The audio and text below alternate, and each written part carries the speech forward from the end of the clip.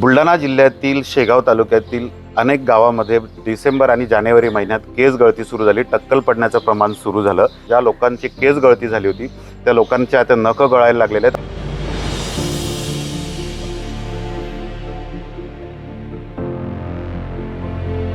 आणि अनेक नागरिक जवळपास या 3 तालुक्यात म्हणजे शेगाव, खामगाव आणि नांदुरा तालुक्यातील 300च्या वर गावातील 300च्या वर नागरिकांना या केस गळतीचा त्रास झाला. मात्र आता या घटनेला 4 महिने उलटूनही अद्यापही त्याचं निदान झालं नाही आणि याच केस गळती झालेल्या रुग्णांना आता नख गळती सुरू झालेली आहे. खरं तर हा धक्कादायक प्रकार आहे आणि ही नख गळती गेल्या 4 ते 5 दिवसापासून सुरू होत आहे. अनेक गावांमध्ये ज्या लोकांची केस गळती झाली होती त्या लोकांच्या आता नख गळायला लागलेले आहेत. आपल्यासोबत असाच एक रुग्ण आहे. तुमचं नाव काय? प्रवीण इंगळे. काय झालंय तुम्हाला? सर नख गळती होऊन राहिली. कधीपासून झाली? 8 ते 10 दिवस झाले. याच्या आधी तुमचे केस गळले होते? हो केस गळले होते. पूर्ण टक्कल पडलं होतं? हो. आता हे नख गळती कधीपासून सुरू? 8 ते 10 दिवस झाले.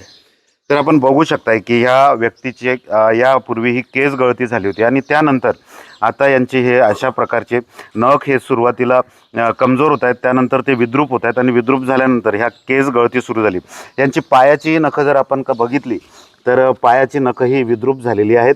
हे नख गळतीसुद्धा झालेली आहेत आणि अशा प्रकारे अनेक रुग्णांना या ठिकाणी आता नख गळतीचा त्रास होत आहे. आपल्यासोबत या गावचे सरपंच आहेत. काय म्हणाल, ही नख गळती आता सुरुवातीला केस गळती झाली, आता नख गळती होती? हो, गेल्या 4-5 दिवसापासून नखांवर परिणाम झाला याचा.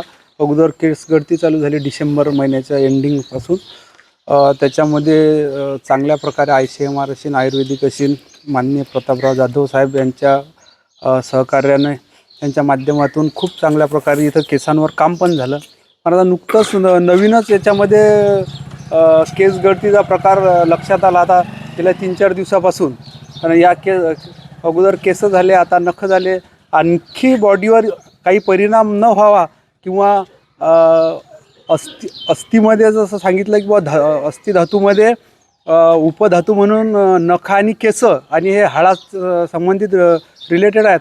त्यामुळे आणि हाडावर पण याचा परिणाम झाला पाहिजेत नाही यासाठी आता मी माननीय केंद्रीय मंत्री प्रतापराव जाधव साहेब यांच्यासोबत चर्चा करणार आहे की किती रुग्णांना हा त्रास होतोय? नख गळतीचा त्रास किती रुग्णांना तुमच्या गावात? आता नुकतंच लक्षात आलं तरी 10 पेशंट याचे 2 दिवसात उघडकीस झाले. तुम्हाला या बाबतीत काही औषधोपचार झाला होता त्यावेळेस ज्यावेळेस केस गळती झाली होती? नाही सर, त्यावेळेस केस गळती झाली त्यावेळेस नखावर काहीच परिणाम नव्हता आणि आता 8 ते 10 दिवस झाले हा जवळजवळ परिणाम होत चालला. त्यामुळे कसं नाही, स्थानिक डॉक्टरने तुम्हाला काही औषधं वगैरे? नाही, या नखाचं प्रमाण नव्हतंच त्यावेळेस. त्यावेळी म्हणजे कोण कसं औषध देणार? तर आपण बघू शकतोय की बुलढाणा जिल्ह्यातील या शेगाव, खामगाव आणि नांदुरा तालुक्यातील ज्या रुग्णांची केस गळती झाली होती त्यांची आता नख गळती होत आहे. खरं तर हा धक्कादायक प्रकार आहे. मात्र अद्यापही या रुग्णांना आरोग्य आणि जिल्हा प्रशासनाने वाऱ्यावर सोडल्याचा आरोप या ठिकाणी स्थानिक नागरिक करत आहे. कॅमेरामन शांताराम तायडेसह doctor Sanjay Mahajan, ABP Majha, Bondgaon, Buldhana. ABP माझा, उघडा डोळे बघा नीट.